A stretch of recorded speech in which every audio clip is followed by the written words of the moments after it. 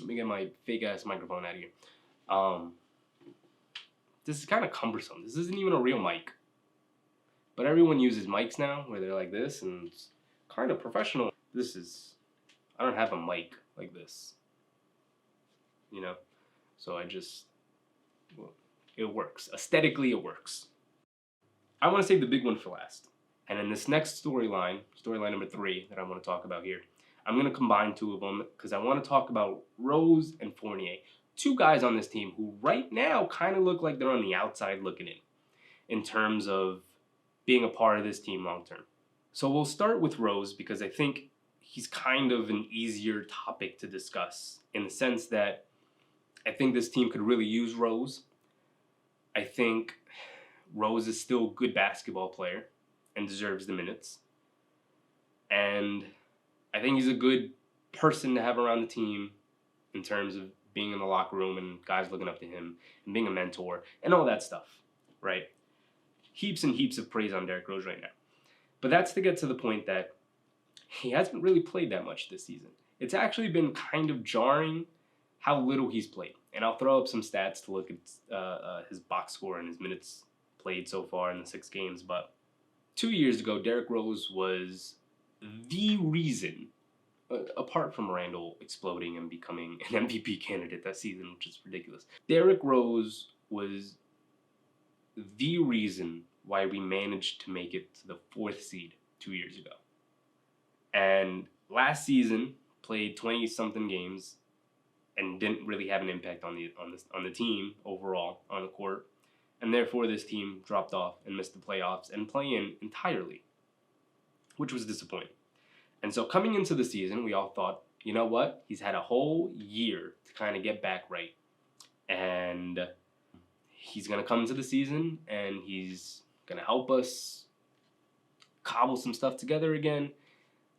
And it'll work out maybe not as well as it did 2 years ago, but in a similar fashion where we're going to, at the very least, be a playing team. And maybe we can work some magic like we did a couple of years ago and sneak into that 6th seed. But so far into the season, Derrick Rose hasn't really played. And the strange thing about that is that the coach is Tom Thibodeau, who loves Derrick Rose, as we all do, right? Some of this can be explained with the fact that Derrick Rose is coming off of injury. He hasn't played in a year. Some new guys on the team. We got an actual point guard. So the need for Derrick Rose to play 25 to 30 minutes a night isn't there when you have Brunson. So his minutes have been slashed. But the thing is that you would think at this point in their careers, Derrick Rose would probably still garner 15 to 20 minutes and get the nod over quickly. But he hasn't, which is a good sign for the Knicks and Tom Thibodeau and Emmanuel Quickley. Good sign all around, I think. But the thing about that is, if you trust Quickley to be your backup point guard, does Rose continue to get minutes? And that's a question we'll talk about more when we get to Quentin Grimes, who's been out the first 6 games of the season. And it's kind of hard to tell what Derrick Rose's role will be on this team. Because 2 years ago, he was the closer. He was going to play majority of the 4th. He was going to have the ball in his hands, and he was going to be making decisions. And this season, Jalen Brunson's going to have the ball in his hands down the stretch and play a majority of the 4th quarter, and he's going to be making decisions. So if you take away the 7-8 minutes that Rose would play in the 4th quarter, and you give majority of those, if not all of them, to Brunson, that slashes Derrick Rose's minutes 6 or 7 or 8 minutes. And what you get left with is if Quickley is improved, then he deserves more minutes. And we already went through the Obi thing. Derrick Rose doesn't really see... Jalen Brunson kind of replaces the need for Derrick Rose on this team. And if that's the case, what do you do with Derrick Rose as the season goes on? Do you keep him on the bench? Do you take away his minutes altogether? And again, we'll talk more about that with Quentin Grimes. Do you trade him to a contending team, try and pick up more assets? The issue with this is his relationship with Tom Thibodeau, his relationship with the front office, his relationship with his teammates. and where he is in his career. Maybe it's time he gets benched. He's probably not the same player he was 2 years ago at the age he's at now, which would make sense. But it's going to be interesting to monitor what this team does with him as the season continues on and as players get healthy. Because I don't think I would be all that shocked if at some point throughout the year he's entirely removed from the rotation.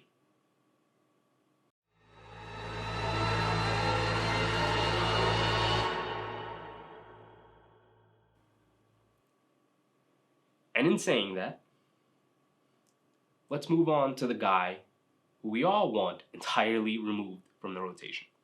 And that's Evan Fournier, unfortunately, because he seems like a great guy and he's a good basketball player. But he does not have a place on this team right now. And the reason he doesn't have a place on this team right now is that he fancies himself as more than a three-point shooter. When in fact, what this team needs him to be is just a three-point shooter. You know, when they signed him, they thought they needed more than a three-point shooter, and they signed Evan Fournier for him to be a guy who can take guys off the dribble and attack closeout to make plays for the guys and hit a mid-range shot and shoot a floater and finish at the basket, make decent cuts at right times, and they thought they needed that. And what it's proven to do is take him out of his rhythm and sort of clog up the offense. Because now you have a guy, not only is he now expecting to get a certain amount of touches on the offensive end, he kind of needs it to stay in rhythm as a shooter, which Reggie Bullock never did.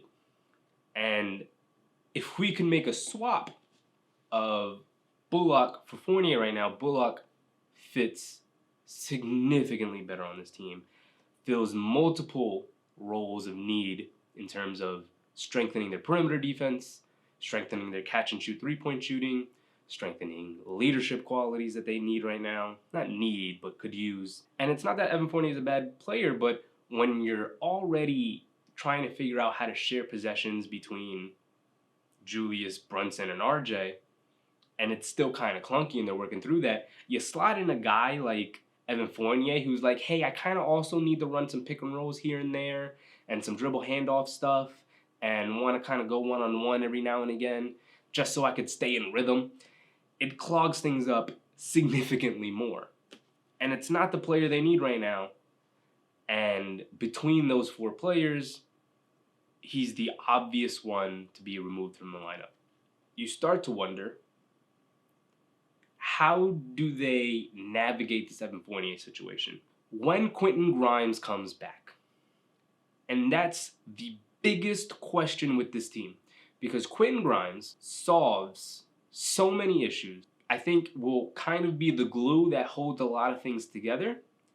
And it's disappointing that not only has Quentin Grimes not been able to play in the preseason, played in like the first half of one preseason game, and he hasn't played in any of the 6 games to start the year, he's going to be getting off to a slow start.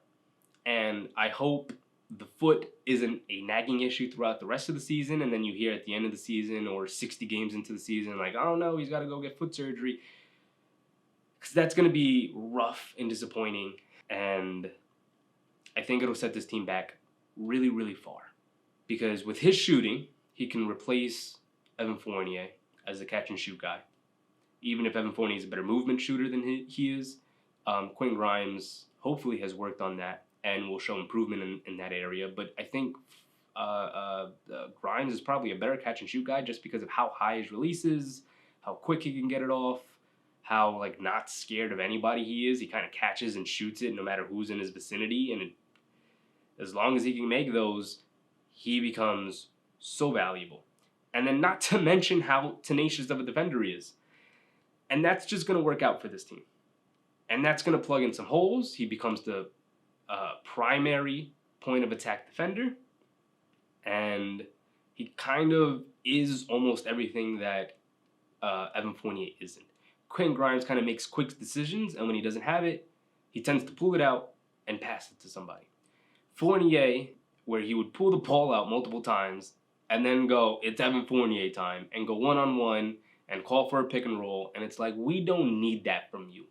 Pass the ball. If it swings back around to you and you want to do that, cool. But guys need to touch the ball. And I think when you have this situation where you have 4 guys on the court who kind of want a certain amount of touches and kind of need that in order to stay in rhythm, in Brunson, RJ, Fournier, and Randall, one of them's not going to be in rhythm. And I think right now the Knicks are paying because 2 of them aren't in rhythm. And that's RJ and Fournier, and that both of them haven't really played well to start the year.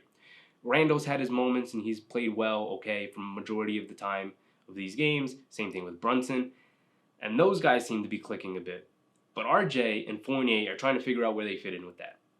And unfortunately, by removing one of them, and it's not going to be RJ, I think it opens up for the other guy to really get things going and really step his game up. And that is going to be super interesting, considering I don't think Fournier is going anywhere anytime soon.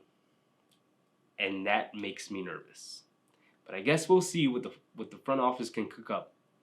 If mysteriously Evan Fournier's hangnail on his left toe starts to hurt and he has to sit out for a couple of games, it'll be really interesting to see what this team will do come, when's the deadline? March? Come, January, February, March time.